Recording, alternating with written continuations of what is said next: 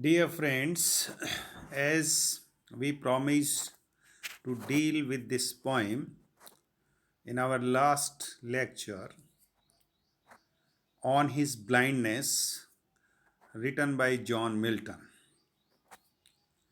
we discussed about John Milton's life and his works and his popularity and famousness.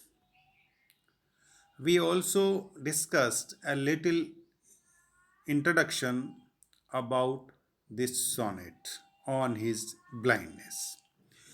As you know that this sonnet is an autobiographical sonnet. This is written by John Milton for his own blindness.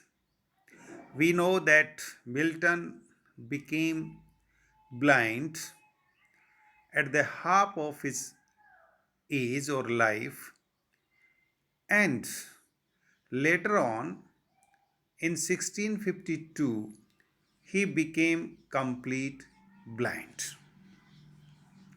Therefore, he requests God that due to this blindness, he cannot perform or he cannot obey or fulfill the duties that has been given by God.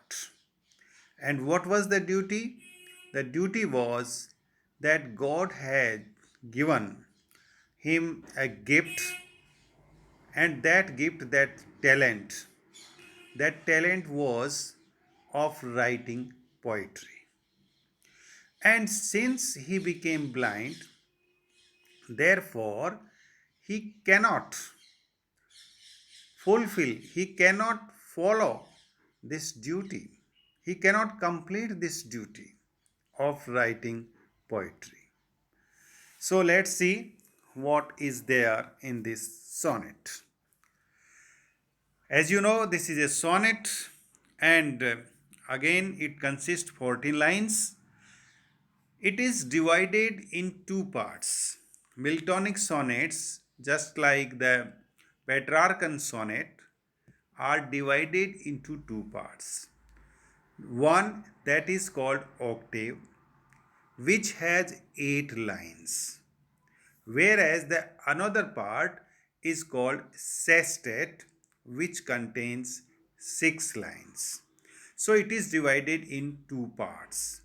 Okay, the octave and sestet, they can together form a single stanza, which is the case in his on his blindness, or appear as two separate stanzas. So these two units, either they appear just like a single stanza, or you can also divide and look at them as the two separate stanzas, that is the octave part and the sestet part. The rhyming scheme of a Miltonic sonnet is also different from Shakespearean sonnet. This we have to also see, because in Shakespeare we had AB, AB. That is, the first line was rhyming with the third, second line was rhyming with the fourth. But here you will see A, B, B, A. That is, first line is rhyming with the fourth line, and second line is rhyming with the third line. So A, B, B, A. Then C, D, D, C. This is the octave part. And in sestet part, we have E, F, G, E, F, G. That is, the ninth line of this sonnet is rhyming with the 12th. 10th line is rhyming with the 13th, and 11th line of this sonnet is rhyming with the 14th line. So the rhyming scheme or the structure of the Milton of Miltonic sonnet is completely different from Shakespearean. Although all sonnets which have been written in poetry, they contain 14 lines. So this one of the important similarity in all sonnet is that they have 14 lines and they are divided in stanzas. In Shakespearean sonnet, you have three stanzas, each stanza containing 4 lines, and then we have in the last 2 lines which is called a couplet. Okay, so since the 14 lines of this sonnet are not divided into stanzas, they are divided into meaningful segments for the purpose of this summary in order to make the poem easier to follow and understand. So, this sonnet particularly is not in fact divided into stanzas, although there are the 8 lines and then the 6 lines. But in order to understand the poem or the sonnet clearly or easily, we have to divide, or that the sonnet is, the lines are divided into particular segments. So we will study this sonnet or follow this sonnet, explain this sonnet in that way. All right. Okay, now comes with the lines. The first 2 lines: when I consider how my light is spent, er, half my days in this dark world and wide. So these are the 2 lines, beginning 2 lines. And the poem, the sonnet starts with when I consider how my light is spent. So here we know that the speaker is himself the poet Milton. Since it is an autobiographical sonnet, therefore we have the brief idea behind this sonnet, the reason of writing this sonnet, that Milton became blind. So he says, when I means here the poet, the speaker, Milton himself. So when I, first person, when I consider how my light is spent, so here the speaker, the poet himself says that when I think how my light is spent, here my light, here light means my eyesight, my eyesight, that is the eyes. So he says how my eyes have lost their light when he thinks about that, when he thinks about his losing the light of the eyes. Are half my days. Are half my days means at the half of his life, at the half of his age. That is, he has reached only his middle age and he has lost his eyesight. So his life, half of his life is over, and then he has lost his eyes in this dark world and white. So, because he has lost his eyesight, therefore the world is absolutely entirely dark and white for him. Now he cannot see the world. The world seems to him a dark. So, in this dark world and white, at the middle age, he has lost his eyesight. So, whenever he think about that, whenever he thinks about his losing his eyesight, next lines, and that one talent which is death to hide, lost with me useless. though my soul more bent, to serve there with my Maker and present my true account, lest he returning chide. So here he says, and that one talent, one gift, which is death to hide, which he has hidden from the death. That is, that talent is still alive in his mind and heart. But, but, this, but, but the talent which was bestowed upon him by the God, which was given to him by God. But what happened? Due to due to the loss of the light, loss of the eyesight, this talent lost with him useless. That is, he could not use this talent, he could not develop this talent because of his losing eyesight. Though my soul more bent. So the poet says, although my soul is more bent, is more ready, always ready, very eager, conscious to do or to develop that talent, to work, to write for poetry, because the talent here means writing poetry. The talent about which here the poet is referring is his creative ability, and creative ability is the poetry. He wants to write a great poetry, and that was the talent he realizes, that which was given by God.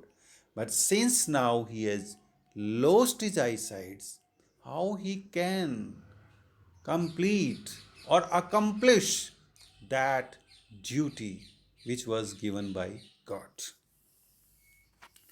So to serve with there with my Maker. So he wants to serve. His soul is more bending, is more interested and ready to serve my Maker, means to serve God. My Maker, who is Maker? God is Maker of everyone. And present my true account. So poet says, and in that way I want to present my true account. That is, I want to write the poetry, great poetry, and present before God that the talent which you have bestowed upon me, I have used it and I have written so and so. Lest he returning child. But since he has lost his eyesight, therefore he could not accomplish his duty. So here the poet feels fear that he could not use the talent, therefore he feels that the God will chide him, God will scold him, because I could not use the talent, because the thing that God gave me was not used by me. Here we also have some biblical reference or Greek reference, that is that there was a fable, a story that the young man's given the coins, and one of them used that coin, but others did not use those coins, and they put those coins in the earth. And when they appeared before God, the God scolded all those others except the one, because they did not use that talent, that coin, whereas the another one used that. So here Milton also fears that since he could not use that talent, therefore he will be also scolded by God. Okay. This is what we have the explanation of these lines. So he is writing this poem so that God does not become angry at him, thinks that he is wasting the talent that has been given to him. Now, doth God exact day labor, light denied? I fondly ask, but patience to prevent that murmur soon replies, God doth not need either man's work or his own gifts. Who best bear his mild yoke, they serve him best his state. So, in these lines, the poet is prompted to directly ask God a question. Since he has not been able to use that talent because of his losing eyesight, because of his darkness, he asks God, does God expect a day labor from a person who has been denied from the light? That is, व्यक्ति जिसकी रोशनी चली गई है, क्या भगवान उससे भी पूरा काम करवाने की अपेक्षा रखता है? अर्थात पूरा काम कराएगा जो व्यक्ति कर नहीं सकता. So here the poet asks this question to God himself. Do you expect the same work, same labor from me who has been denied from the light, from the eyesight? So this is the question in the mind of the poet. There is a fear in the mind of the poet. But very soon, the patience of the poet, the inner side, inner soul comes out. Patience comes out. It means the poet was very patient. So, what does the patience here? Patience has been personified. So, patience comes out and patience tells him to prevent that murmur, soon reply. So, in order to stop the poet's doubt or the question, patience tells that God doth not need. That is, God does not require, does not have any need, either man's work or his own gifts. He never requires, never need either man's work or his own gifts that he has given. That is, he never expect that one should complete his work or not, or whether one has used the gift or the talent which he has given to him. Who best bear his mild oak? So patience tells the poet that you need not to worry. The God does not ask about anything like that. But who best bear his mild yoke? Those people, those persons who are bearing his mild yoke. Mild yoke, yoke is here a kind of burden, mild, moderate. So any those persons who are bearing the sufferings, the pains, the problems, the difficulties, or the people who face all these things which are also given by God, they also serve Him best. They are also the obedient servant of God.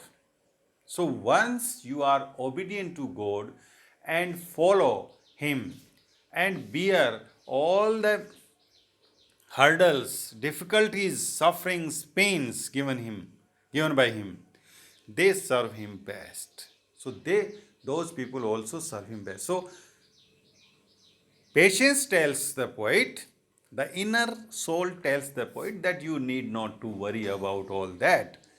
If you bear the pain, the suffering. And what is the pain and suffering here? That is the losing the eyesight. So if you bear this problem without any murmuring, without any grievances, you are still serving God. You are still working for God if you bear all those things. Then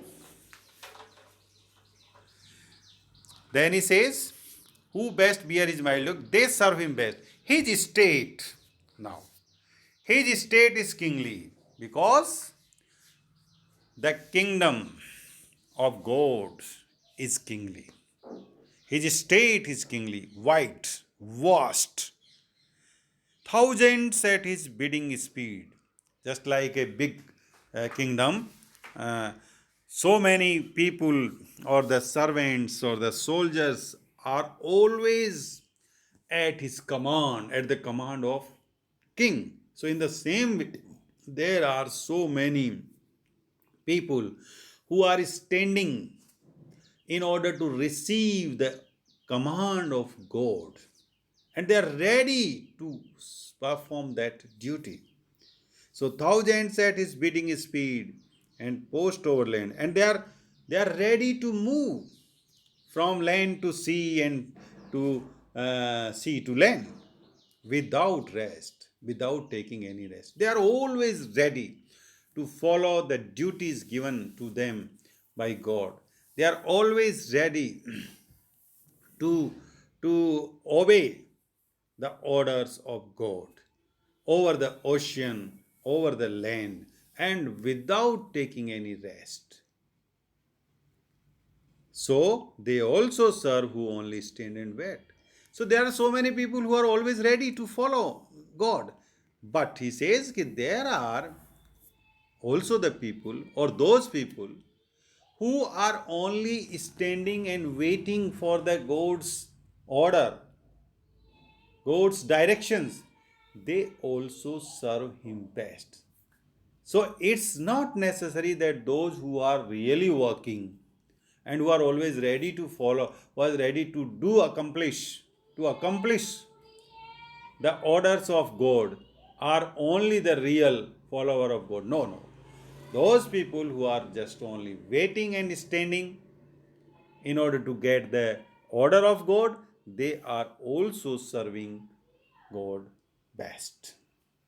So here we see that the poet believes in God absolutely. He believes, he has faith in God absolutely. And he also believes that God will not do unfair with him. He, he means to say that the people can can serve him according to their ability. And God loves everyone equally, whether you are doing your duty or whether you are not able to perform your duties, because it is God's choice what you have to do. But if he has given you the pain and sufferings, you will have to bear them. And bearing pain and suffering is itself a duty towards God. So, in this way, we see how John Milton expresses his inner thought, inner sight in this poem, in this sonnet, ode to that is on his blindness. So, this is what from me, dear students, so far this sonnet is concerned. I hope you will understand it better. And for now, this is enough. Thank you very much. We will meet very soon with the new poem which has been prescribed in your syllabus. Till then, bye bye. Thank you.